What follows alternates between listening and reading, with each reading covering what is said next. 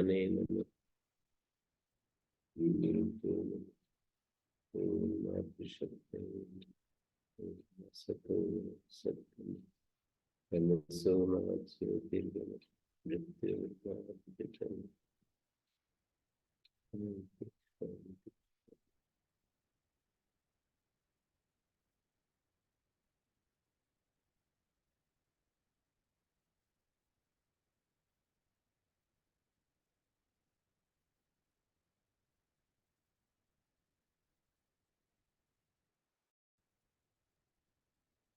मंडूक तीसरा शब्द है 9वें अध्याय का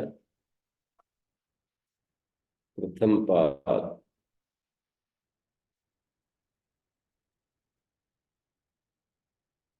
मंडूका मज्जूका मज्जनात्।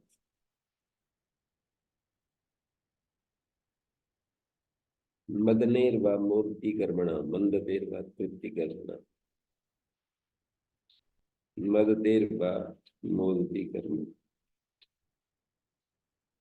मोदती अर्थ में मद धातु से मंदतेर्वा तृप्तिकर्मणा मंडयतेरिति वैयाकरणः।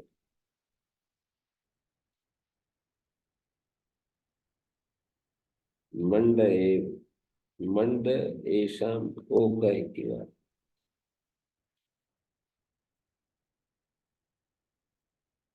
मंड इनका घर होता है। मंडो मदेर्वा मुदेर्वा तेषाम एषा भवति।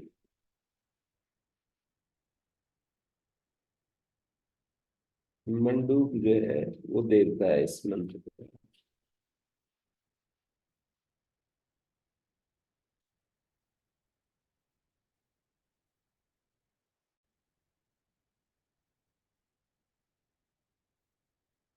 संवत्सरं शशयाना ब्राह्मणा वृतचारिणा वाचं पर्जन्य जिन्वितां प्रमंडूका अवादिषु। संवत्सरं शशयाना शिष्याना।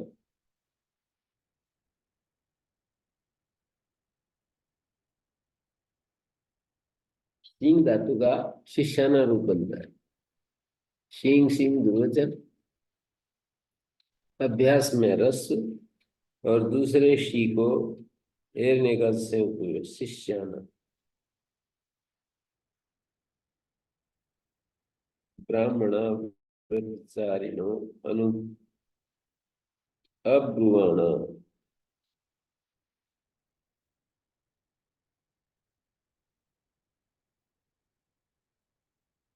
संवत्सरम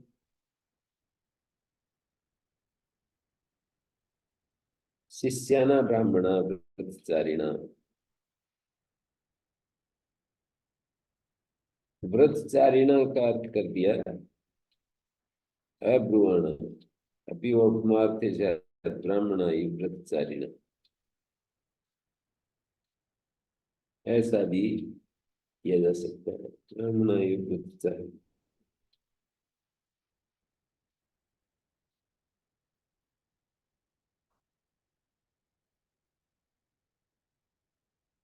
वाजम पर्जन्य जिन्विताम पर्जन्य प्रीताम वाचम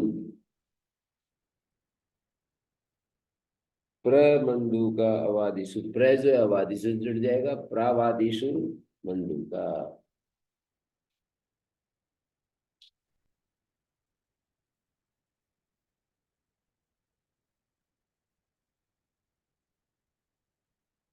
यहाँ पर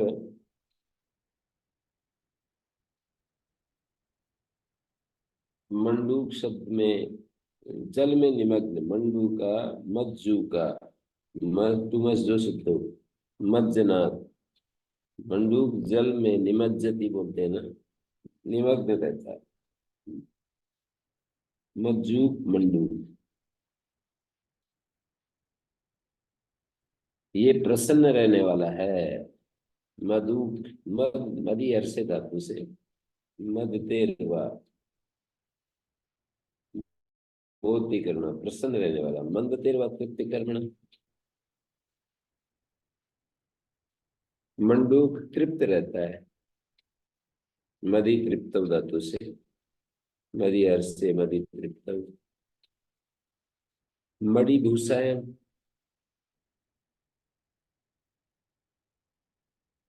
मणि भूषायम हर्षे च मंडयति वर्षा कालमिति मंडूका। ये वैयाकरणों का निर्वचन है। वर्षा काल को मंडित सुशोभित करता है। अथवा वर्षा विभूषण में इनका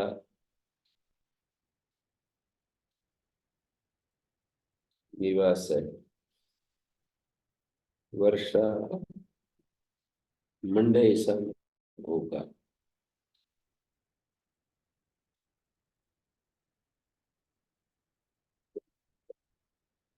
इनका घर है। वर्षा काल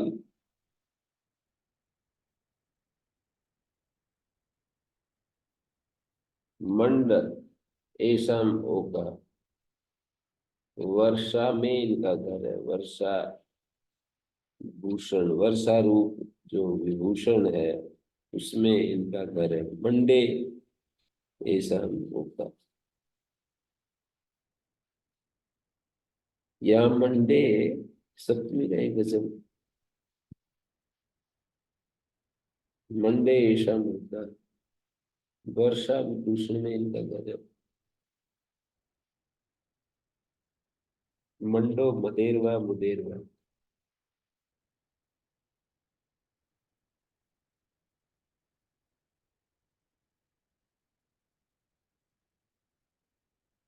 मद धातु से मंड।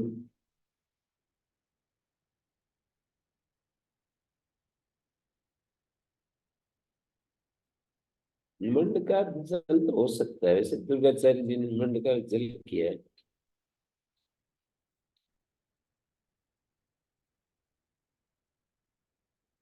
मंडे ऐसा होगा। जल में इनका स्थान निवास है।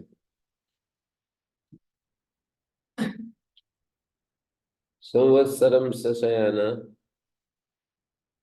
वर्षाकालीन मेंढकों का वर्णन कर रहा है बड़े उत्तम शब्दों में। और ये उपमा बन करके ब्रह्मचारियों के ऊपर जा रहा है।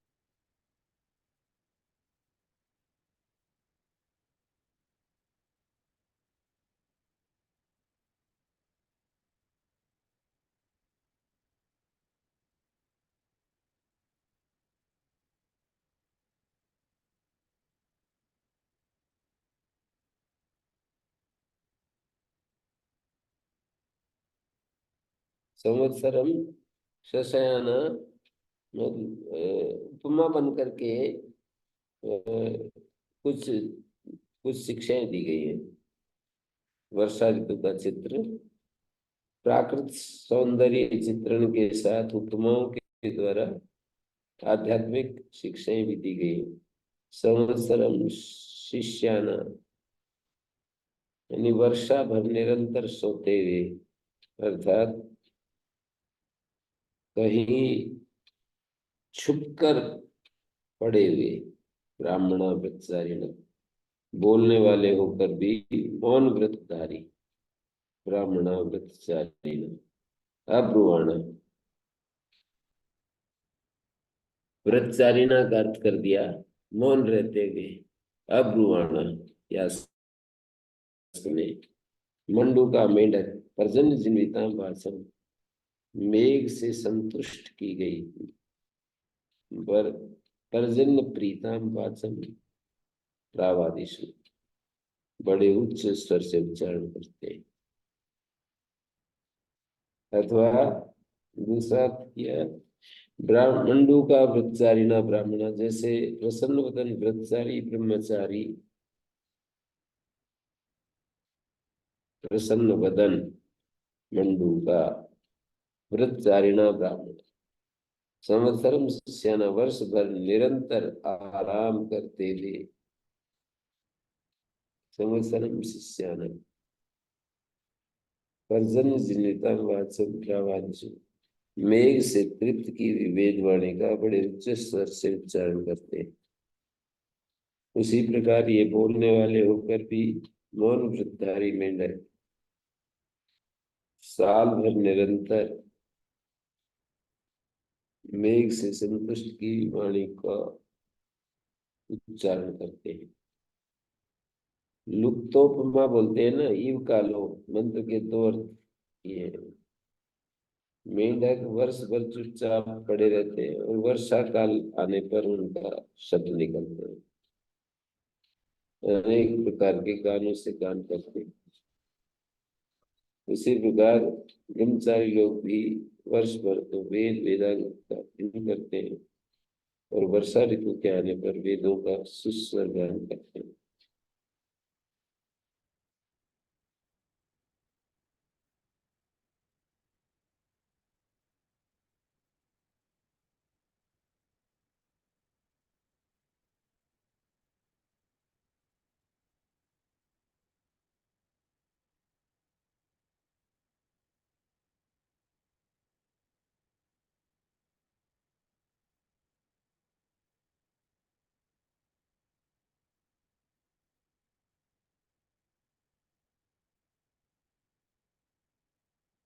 मनुस्मृति में बताया है कि ब्रह्मचारी श्रावण का भाद्रपद की पूर्णिमा को वेद का अध्ययन प्रारंभ करके साढ़े एक इतना श्रावण मास की भाद्रपद की पूर्णिमा का तो वेद का अध्ययन प्रारंभ करके 4.5 मास के बाद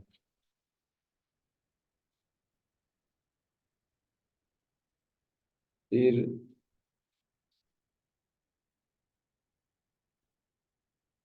माघ की पहली शुक्ला को पौष मास या माघ मास की पहली शुक्ला को समाप्त करें।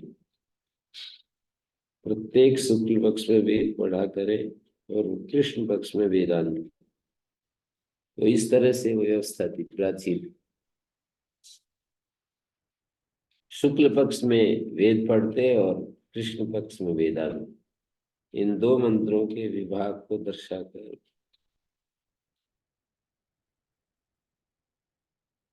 गुरु तथा शिष्य को किस किस दिन अनध्याय रखना चाहिए ये भी बताया। अष्टमी को और चतुर्दशी को भी अनध्याय रखते हैं।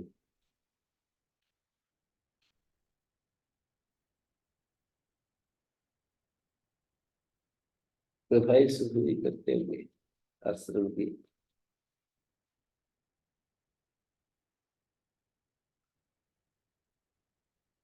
मनुस्मृति चौथे अध्याय के 95, 96, 97, 98, 100, 101 इनमें 7 श्लोकों में 95 से लेकर 101 श्रावण या भाद्रपद की पूर्णिमा को वेद का अध्ययन आरंभ करके 4.5 मास के बाद पौष या माघ मास की पहली शुक्ला को समाप्त करें और फिर प्रत्येक शुक्ल पक्ष में वेद पढ़े और कृष्ण पक्ष में वेदांत। तो इन 2 सत्रों के विभाग को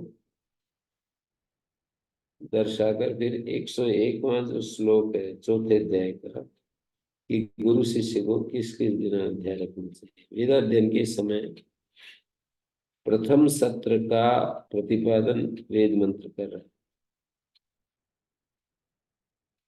प्रथम वर्ष प्रथम अर्थ की छाया रूप में है। किष्किंधा कांड में वर्षा का वर्णन करते हुए वाल्मीकि कवि लिखते हैं स्वनैर्घ्नानां प्लवगा प्रबुद्धा विहाय निद्रां चिरसन्निरुद्धान् अनेक रूपा कृतिवर्णनादा नवम्बुधारा यथा वदन्ति।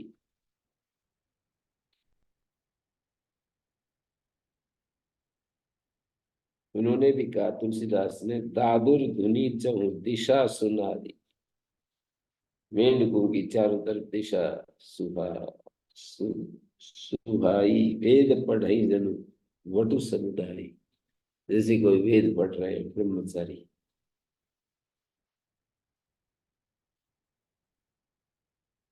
ब्राह्मण व्रतचारिणा ब्रुवाणा, ब्राह्मण निरंतर ब्रह्मचारी बोलने वाले ब्राह्मण, ब्रूवी ब्रीही ब्रीही शब्दे, ब्राह्मण शब्दवान होते हुए भी अब्रुवाणा, वशिष्ठो वर्ष काम पर्जन्य तुष्टा तम मंडू का अन्वगत। वशिष्ठ ऋषि जो थे, वृष्टि की कामना करते हुए वशिष्ठ, वसाने में श्रेष्ठ, बसने में श्रेष्ठ, श्रेष्ठ मनुष्य वशिष्ठ कहते हैं। मैं का वर्णन किया, वर्ष की कामना वाला जो वशिष्ठ था, श्रेष्ठ मनुष्य था। मैं का वर्णन किया, उसका मंडूकों ने, तम मंडूक का अनुमोदन था। मंडूक जो थे उन्होंने अनुमोदन किया। स मंडूकान अनुमोदमानान दृष्ट्वा तुष्टा।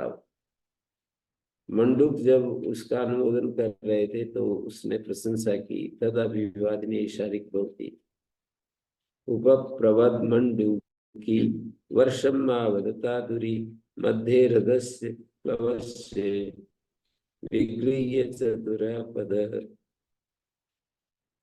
वृष्टि की कामना वाले वशिष्ठ की ये वो किया है। तदा विवादिनी, इस बात को कहने वाली ये ऋचा है। अथर्ववेद के चौथे कांड का 15वां सूक्त वर्षा ऋतु का वर्णन कर रहा है। वर्षा सूक्त बोलते हैं अथर्ववेद का चौथे कांड का 15वां। ये सूक्त भी ऋग्वेद ये सूक्त की तरह बड़ा उत्तम है। इस सूक्त का श्रोता ऋषि वशिष्ठ है। वो इस सूक्त में वर्षा ऋतु का वर्णन कर रहा है। अनेक स्वरों में उच्च स्वर से बोलते हुए मंडूकों ने मानो उस वशिष्ठ का अनुमोदन किया, ये दिखा रहे। वो वर्षा काल की शोभा को बढ़ाने वाले उन मंडूओं का वर्णन करते हैं।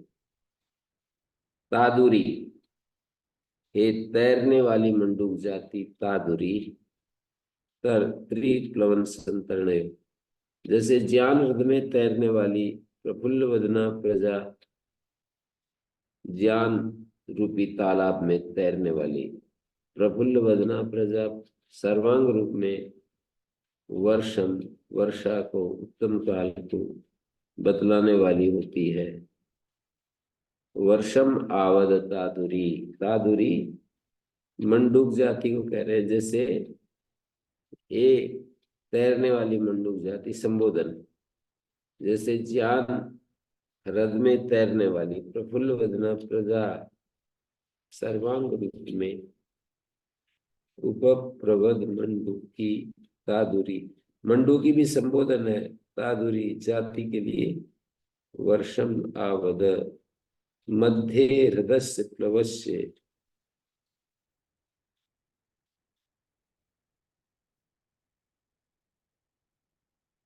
प्रजा सर्वांग रूप में वर्षम उत्तम काल को बतलाने वाले होते हैं। उसी तरह तू वर्षा का बोधन कराती है। जिस प्रकार वो प्रजा धर्म अर्थ काम मोक्ष चारों पदों को प्राप्त करके वेद हृदय में तैरती है, वेद रूपी तालाब में तैरती है, उसी तरह तू अपने चारों पदों के साथ तालाब में तैरती है। मंडू की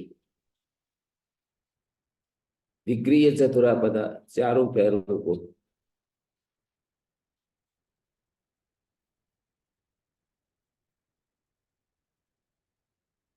ये एक जगह वो अर्थ किया है महर्षि दयानंद ने, द्विपदे चतुष्पदे, किसी विद्वान का वो सुना था मैंने व्याख्यान, कि मनुष्य जो है चार पैर वाले हैं और पशु दो पैर वाले।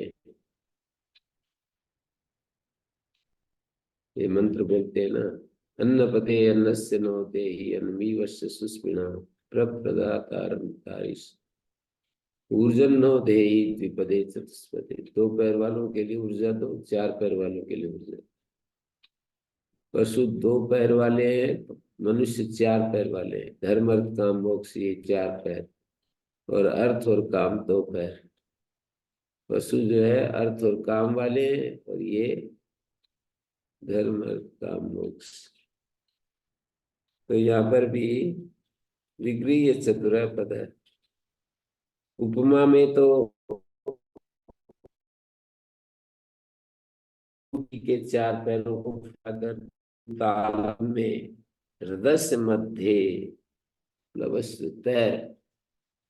हे मंडूकी, हृदय मध्य प्लवस प्लवते, लोट लगा मध्यम पुरुष एक वचन, प्लवस लोट लकार मध्यम पुरुष एक वचन। विग्रीय चतुरा पद। तो ऐसे ही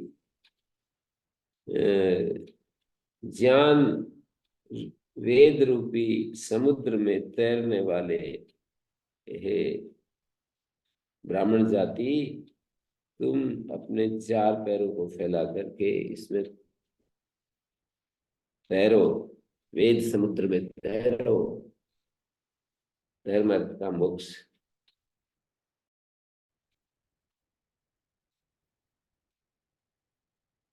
प्राप्त करके। विग्रीय इसको फैलाकर, यानी इन पर, इन चारों को ध्यान में रख करके वेद हृदय में, हृदय में, तालाब में। वेद हृदय के प्रमाण के लिए हृदय स्नात्वा उत्वेद दृश्य एक मंत्र आता है ना, ज्ञान सूक्त का। पहले नैघंटुक कांड में वो आया है। तत्त्वेन स्थिर नैनम हिन्वन्ति विभाजनेषु अधेन्वाचरति मायै वासं शुश्रुवान् अपलाम पुष्पान्।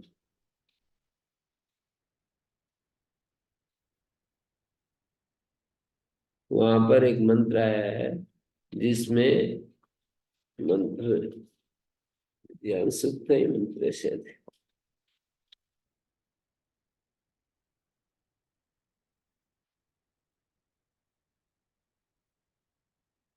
वहां प्रशंसा की है कि कुछ लोग इतना उदत्त पश्यन् ददर्श वाच्यम् उदत्त शृण्वन् शृणोति न उदत्त तस्मै तन्वं विशस्रे जाये वदेव सती श्वास। उदत्तम सख्ये स्थिरपि माहु नैनम हिन्वन्ति। एक मंत्र हो रहा है।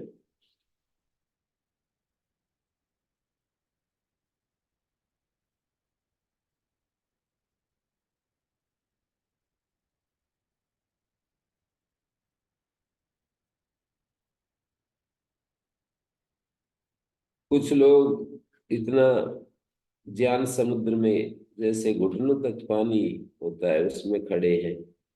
कुछ लोग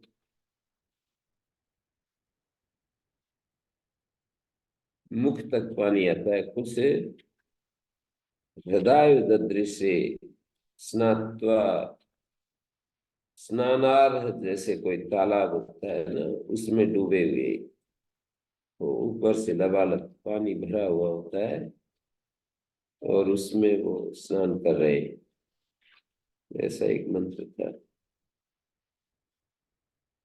ज्ञान की प्रशंसा जल पुलिंदा।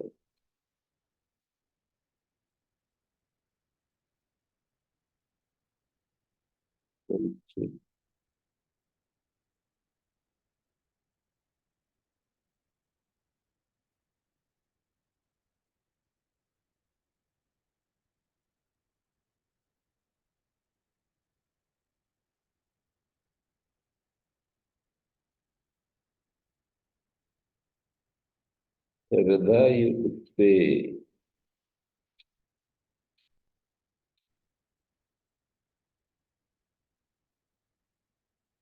स्नात्वादृशिरे।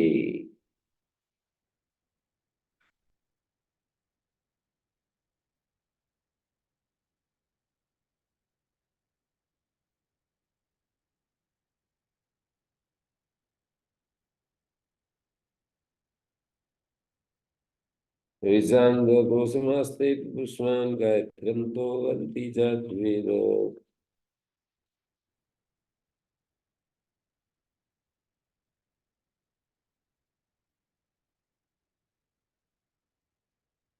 उदत्तं सख्ये स्थिरपीतमाहुः तो तस्मै तन्वं विशस्वे। हाँ, ये है गया ना मंत्र। तथा प्रथमा बोधने अक्षणवंता कर्णवंता शखाया मनोजवेशु असमा बभू। आंख वाले कान वाले, अच्छी आंख और अच्छे कान सब के बराबर हैं। मनोजवेशु असमा, मन के जो वेग है उनमें अलग अलग है सभी मनुष्य। आंख और कान तो समान है पर मन के वेग अलग अलग है।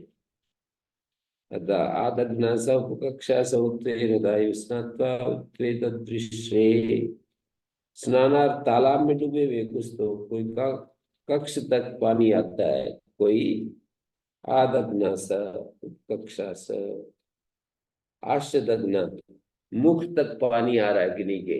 आदग्नास आश्चदग्नास, कोई ज्ञान समुद्र में ऐसे खड़े हैं जिनके मुख तक पानी आ रहा है। वो जो तालाब है वो मुख तक पानी वाला है, किन्हीं का कक्ष तक पानी वाला है और किन्हीं का ऊपर तक सिर के ऊपर के जा रहा है।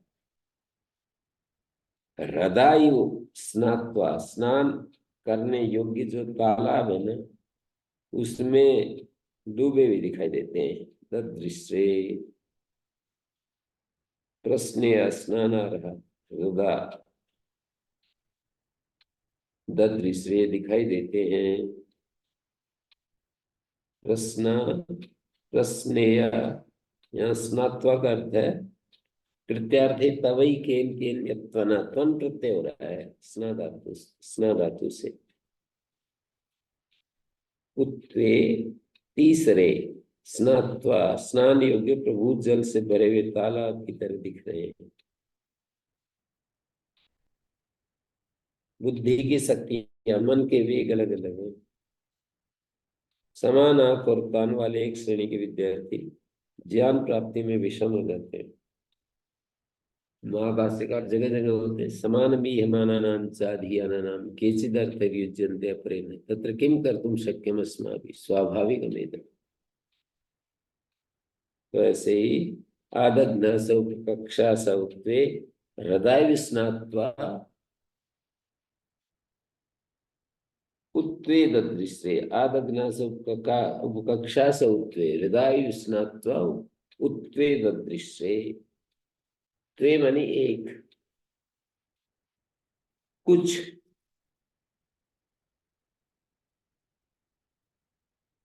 कुछ कुछ अर्थ करते हैं जैसे कुछ ऐसे है कुछ ऐसे है।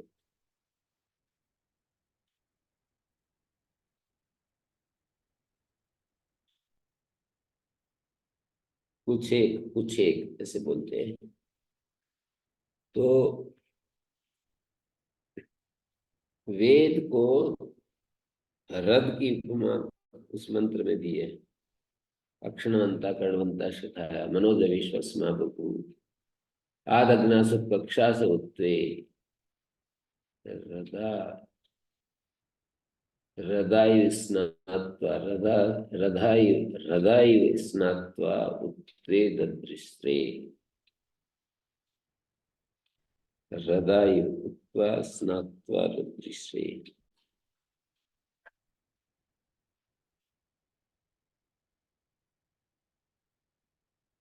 स्नात्वा हृदय स्नात्वा ददृश्रे।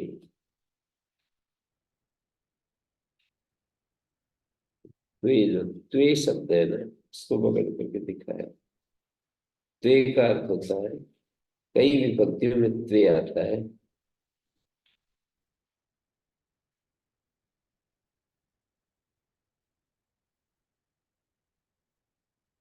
ऋचां त्वा पोषमास्ते पुष्पं गायते तो गायति सत्परीषु ब्रह्मा तो वदति जात विद्यामिति स्नातः विद्वेद उक्त्वा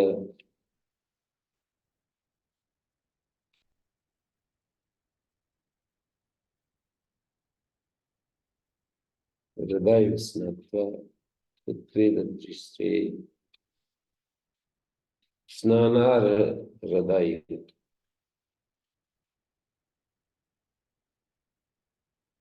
एक एक दृष्टि कुछ एक दिखाई देते हैं।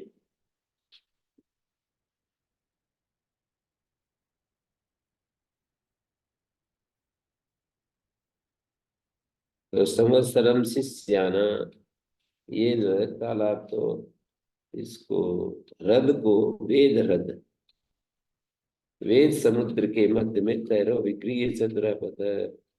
हे मंडूकी, हे तादुरी, ये तो साफ ही है कि मंडूक को कहने से वेद का क्या तात्पर्य होगा, क्या संदेश देंगे। मंडूक को देख करके, और उसको ऋषि वर्णन कर रहा है कि हे मंडूक तैरते रहो, क्या संदेश देगा। इसलिए कुछ गंभीर अर्थ होना चाहिए, और वो है औपनिक अर्थ हो जाएगा। मंडूक को संबोधन करके, मंडूक की तरह हे ब्राह्मण, हे, इसमें निरत, जो स्वाध्याय में निरत होना, उसको संदेश देना चाह रहा है उसके माध्यम से।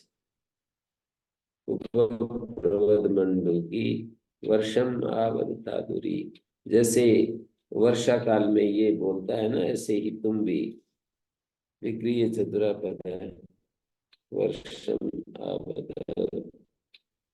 वर्ष को सर्वांग रूप में, वर्षम वर्ष को उत्तम काल को बतलाने वाली, ज्ञान अर्थ में तैरने वाली ये जो मनुष्य जाति प्रफुल्ल वदना प्रजा, सर्वांग रूप में वर्षम वर्ष को उत्तम काल को बतलाने वाली होती है।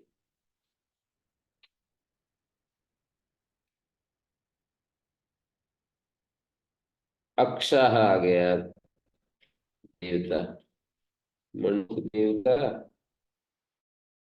मंडूक के माध्यम से, मंडूक की तरह ऐसा संदेश दिया। अब अक्षा भी ये है, अश्नुवते एनानिति वा अभ्यस्नुवते एभिरिति वा तेषां एषा भवति। अक्ष जो है ना, बहुवचनांत और एक वचनांत दोनों मिलता है, दोनों रूपों में द्युत के लिए प्रयुक्त होता है। अश्नुवते एनान, जुआरी लोग इसे प्राप्त करते हैं, और इस अश्नुवते एनानिति वा अभ्यस्नुवते एभिरिति, जुआरी लोग इसको प्राप्त करते हैं अक्ष को, या ए भी अभ्यस्नुवते, इनके द्वारा दुर्गति को प्राप्त, सोचते हैं समृद्धि होगी, पर दुर्गति को प्राप्त करते हैं, अज्ञान के कारण दुर्गति मिलती है ना जुआ खेलने वाले को।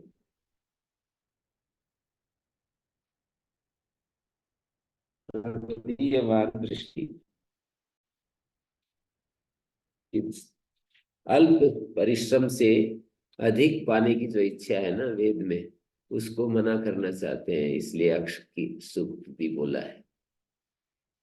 अक्ष सूक्त में ये बताते हैं कि अक्षय माँ दिव्य कृषिमत कृषस्व,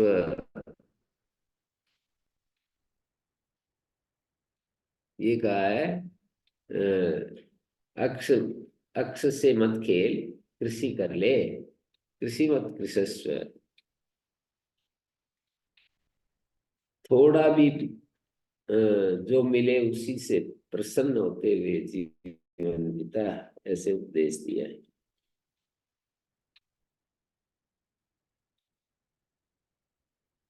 कर्ता कारक में या करण कारक में प्रत्यय बनाया। प्रावीपा बृहतो मादयन्ति प्रवाते जायिणे वर्वृताना, सोमस्येव मौजवतस्य भक्षो विविधको जागृविर्मय्यमच्छान। प्रावेपा, अंत में कंपायमान करने वाले। प्रवेपिणो महतो विविध कस्य फलानि वादयन्ति। विविध, अंत में कंबाने वाले। प्रावेपा, प्रवेपिणो महतो विभीदक, विभीतक, विभीतक और बहेड़ा विभीतक। प्रावेपा, अंत में कपा देते हैं, हंसाते रहते हैं, हंसाते रहते हैं, अंत में जाके कपा देते हैं। फलानी मादयंती, बहेड़े के जो फल है अंत में। प्रावेपा, प्रवाते जा, इरिणे वर्तमान। प्रवाते जा, इरिणे वर्तमान। प्रावेपा मा प्रियतो मादयन्ति।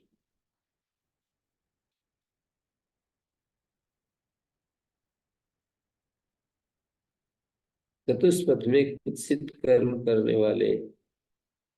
इरिणे वर वृताना, और शून्य रूप में सदा वर्तमान रहने वाले।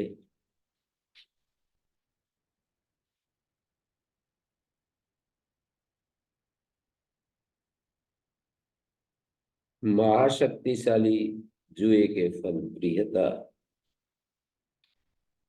शून्य रूप में सदा वर्तमान रहने वाले, या ऊपर भूमि में डाले गए बीज की तरह लाभ रहित। प्रियता, महाशक्तिशाली जुए के फल। मौजवतस्य सोमस्य भक्षायु, मुंज वाले पर्वत में पैदा होने वाले सोम के भक्षण की तरह। मूजवता से मौजवता बन गया, मूजवती जाता है। मूजवान कोई पर्वत का नाम रखा हुआ है। मौजवते, मूजवती जाता थी, मौजवत, मौजवता। मूजवान पर्वता, मुंजवान। सोमस्य मौजवतस्य भक्षा, मौजवान, मूजवान पर्वत पर होने वाले सोम की तरह भक्षणीय।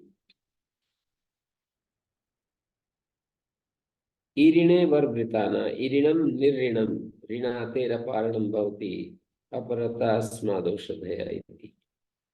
ईरिणम निर्ऋणम भवति, शून्य रूप में सदा वर्तमान रहने वाले, या ऊसर भूमि में डाले गए बीज की तरह लाभ रहे।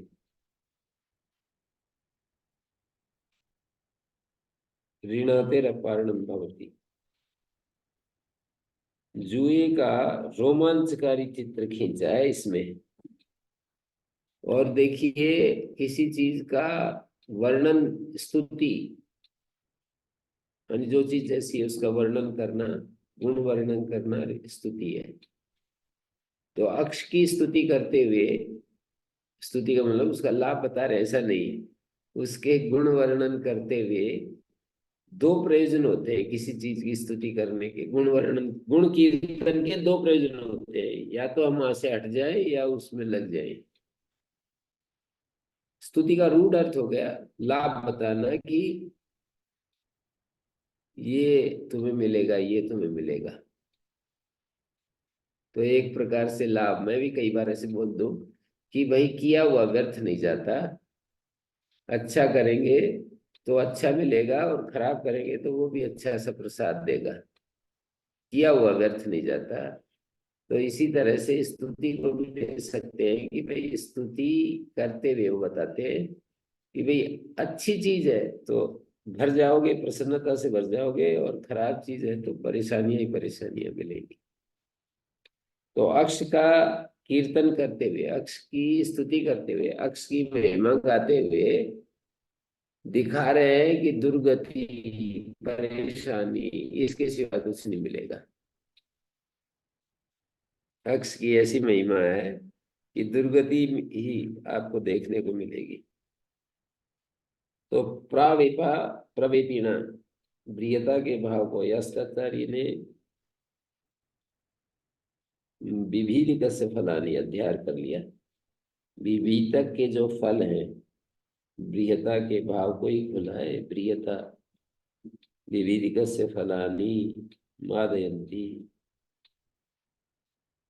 हर्षित करते अंत में कंपा देने वाले। प्रभातेजा, प्रभातेजा चतुष्पथ में कुत्सित कर्म कराने वाले।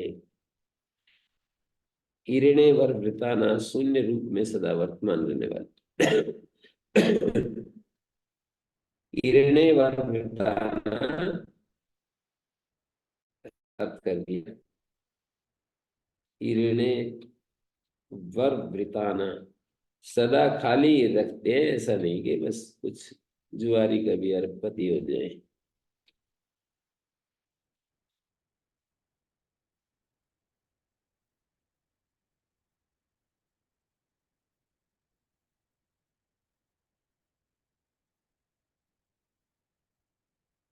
एक बार मान लीजिए किसी को वो हो जाए, क्या बोलते हैं,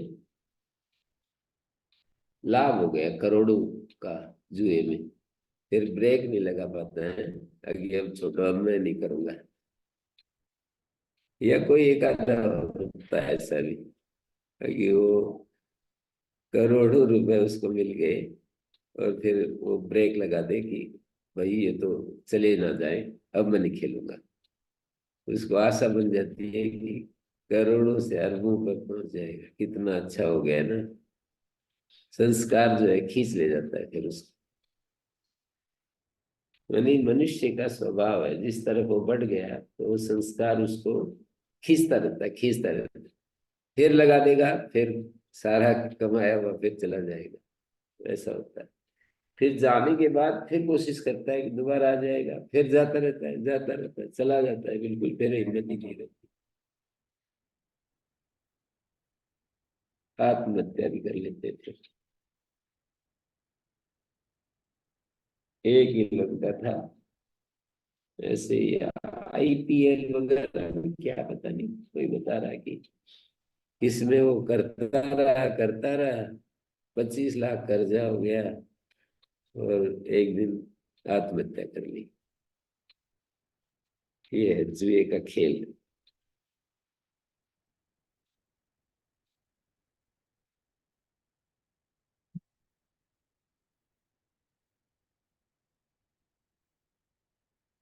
तो प्रावहिता माँ बृहतो मादयंती, प्रभाते जाय रहने वर्ताना, शून्य ही रहने वाला ये हिरिणे ऊसर भूमि की तरह रहता है, लाभ रहित है ये। हिरिणे वर्ताना, शून्य रूप में सदा वर्तमान रहने वाला, या ऊसर भूमि की तरह।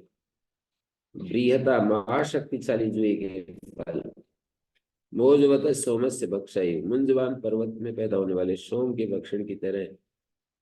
माँ मादयंती, माँ करते मेरे को आनंदित कर रहे हैं। मुझवतस्य भक्षाए, सोम जैसे आनंदित कर देता है ना, मदमस्त कर देता है, ऐसे ही ये मेरे को आनंद दे रहे हैं। जागृवी विविध का मंजम अंजान, विविध को जागृत मह्यम अच्छान, मह्यम अच्छान। फिर ये जुआ रात दिन जागरण कराता हुआ मुझे पूर्णतः अपने वश में कर लेता है। जागृवी, जागता हुआ, मह्यम अच्छान, जागरण कराता मुझे पूर्णतः अपने वश में कर लेता है। मह्यम अच्छा, मेरे को अपने पूर्णतः अपने वश में कर लेता है।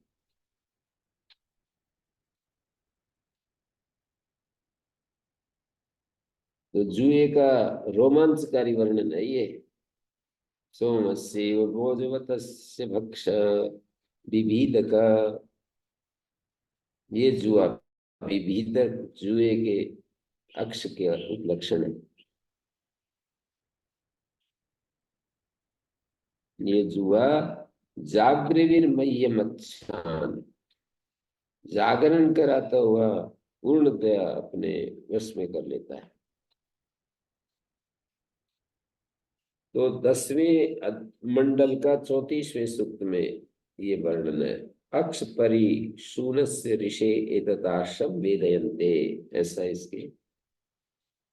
प्रशंसति एनान प्रथमया निंदति उत्तराभि। ये कह रहे हैं, यास्क कह रहे हैं, प्रशंसति एनान प्रथमया, पहली में तो प्रशंसा है, आगे फिर निंदा ही है। पहली पहली पंक्ति में तो कहा है कि हाँ मादयंती, आनंदित कर रहे हैं, और फिर रुलाते हैं। ऋषेर अक्ष परिद्यूनस्य, अक्ष परिद्यून, अक्ष से आने वाले जो कष्ट है, ऐसा जो देख रहा है ऋषि, उसकी ये ऋचा बता रहे हैं। ये जितने भी देवता है ना, ये देवता क्या है, उसका अक्ष का दर्शन, अक्ष का चित्रण प्रस्तुत कर रहे हैं कि अक्ष जो है ना, जुआ, इससे क्या क्या मिलेगा। ऋषेर अक्ष परिद्यूनस्य, परिद्यून का अर्थ होता है कष्ट पाते हुए।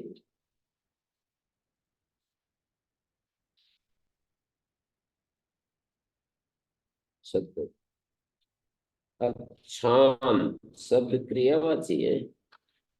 अच्छान,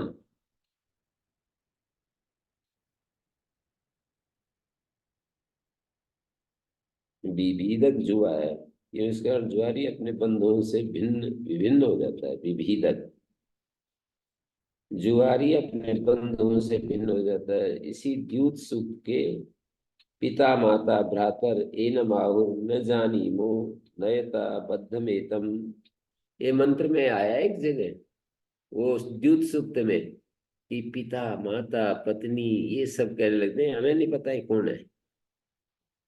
जुआरी को शब्द ही ऐसे, पिता माता भ्रातर एनम आहु, इसको कहते हैं न जानी मो नयता बद्धमेतम, बांध कर ले जाओ, हमें नहीं पता कौन है। इतना अच्छा वर्णन है वेद में इसका। पिता माता भ्रातर एनम आहु न जानी मो नयता बद्धमेतम।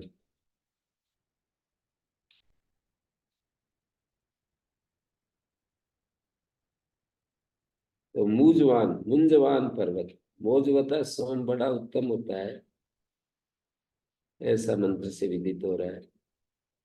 मुंज, ये इशिका से छुड़ाई जाती है। मुंज जो होती है, सींक जो है ना, इसी का जो भीतर होता है वो सींक बोलते हैं उसको, इसी का बोलते हैं।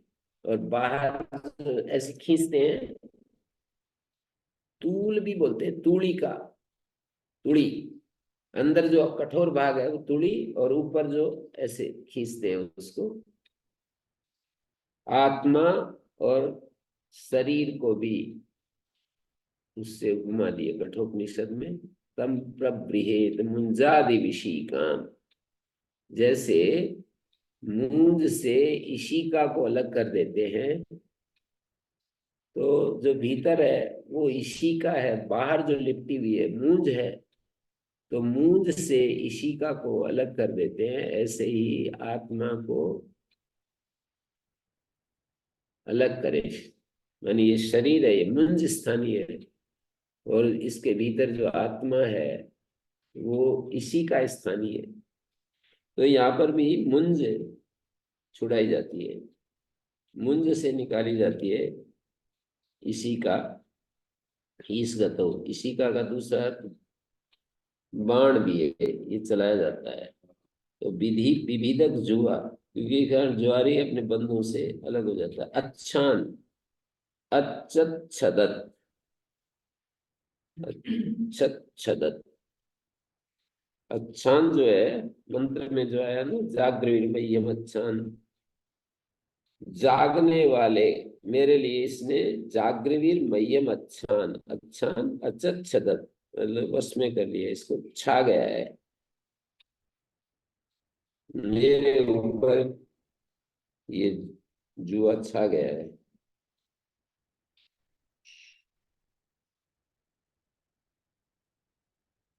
तो यहाँ पर ये सूक्त जुए से संतप्त हृदय वाला जुआरी उसकी पीड़ा बता रहा है, ऐसा वेदज्ञ बताते हैं। जुआरी के मुख से ही उसकी दुर्दशा का वर्णन किया गया है। ऐसा भी एक ढंग होता है ना, जुआरी के मुख से उसकी दुर्दशा का वर्णन कराते हैं। अंत में द्यूत त्याग और कृषि कर्म पर जोर दिया है। तो इस प्रथम ऋचा से तो जुआरी प्रशंसा कर रहा है और फिर अन्य सब ऋचाओं से उसकी निंदा कर रहा है। जुआरी जो है ना, इस ऋचा में तो प्रशंसा है, पर उत्तरा भी आगे आने वाली ऋचाओं से, आगे आने वाली ऋचाओं से फिर निंदा की गई है। प्रशंसति एनान प्रथमया, एनान स्त्रीलिंग में बोले इन अक्षों का, प्रशंसति एनान प्रथमया निंदति उत्तरा भी।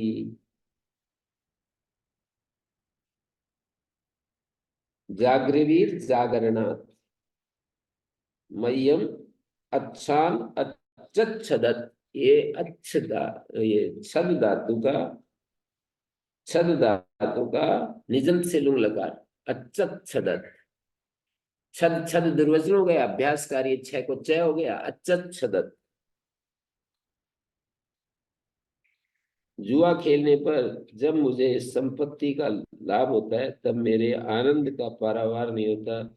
ये जुआ मुझे इसी प्रकार आनंदित करता चला जा रहा है जैसे मूंज वाले पहाड़ में पैदा हुआ सोन भक्षण करने पर अत्यंत प्रसन्नता देता है, पर ये क्षणिक लाभ अंत में जुआरी को कपाने वाला ही होता है, बाद में कपा देता है क्षणिक लाभ।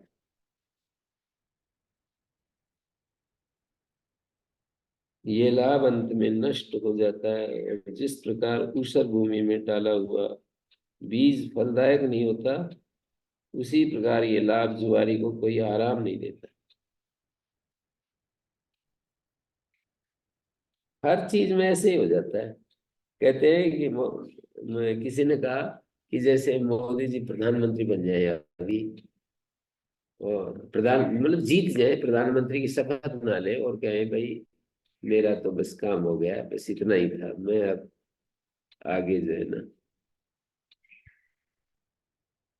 तो देवताओं की तरह लोग उनको देखने लगेंगे फिर, या आगे भी करते हैं इतने बड़े पद का कि भाई अब योगी जी को बना दो या अमित शाह जी को बना दो या और किसी का जो तुम पार्टी वाले समझते हो उसको बना दो। अभी मैं तो बस निवृत्त हो गया राजनीति से। तो लोग कितना ज्यादा, लेकिन हमारे को ऐसा लगता है कि मुझसे अच्छा नहीं कर पाएंगे कोई और, तो फिर वो इसी दिशा में, वो जो संस्कार है, ऐसे ही जुआ भी, ऐसे ही कोई खिलाड़ी है अपने खेल में, जब तक उसका पूरा वो नहीं हो जाता तब तक अंतिम तक खींचता है। तो खिलाड़ी है ना, तो ये नहीं सोचेगा कि अब और उगाने तक मैं ही क्या कब तक खेलता रहूंगा, ऐसा नहीं सोच सकता। इसलिए संस्कार जो है ना, ये कह रहे हैं ये लाभ अंत में नष्ट हो जाता है। जिस प्रकार ऊसर भूमि में डाला हुआ बीज फलदायक नहीं होता, तो ये ऊसर भूमि में डाला हुआ बीज फलदायक, इसी प्रकार ये लाभ जुआरी को कोई आराम नहीं देता है। जुए का स्वभाव है, जहां एक बार कुछ लाभ हुआ फिर ये मनुष्य उसके फंदे में फंस ही जाता है, ऐसा लेखक लिख रहा है। फिर उस द्यूत व्यसन का छूटना दुष्कर हो जाता। कोई भी सारा ही व्यसन ऐसे ही है।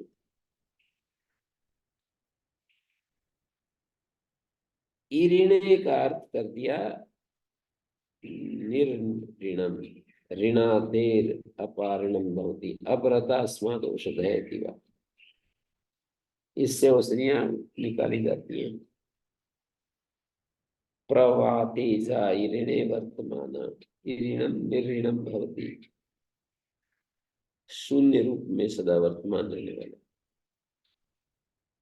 ऋणातेरपारणम भवति। ईरिण शब्द कोशों में शून्य और ऊसर भूमि के लिए प्रयुक्त है। ईरिण शून्य के लिए और ऊसर भूमि के लिए।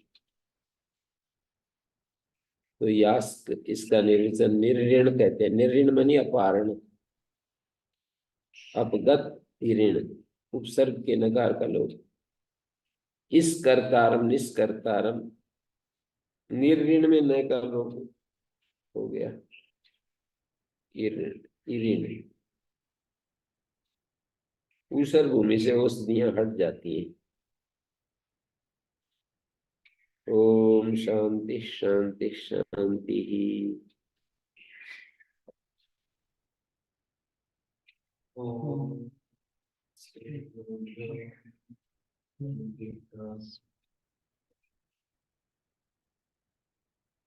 तो 7 बजे आपकी तैयार हो गई।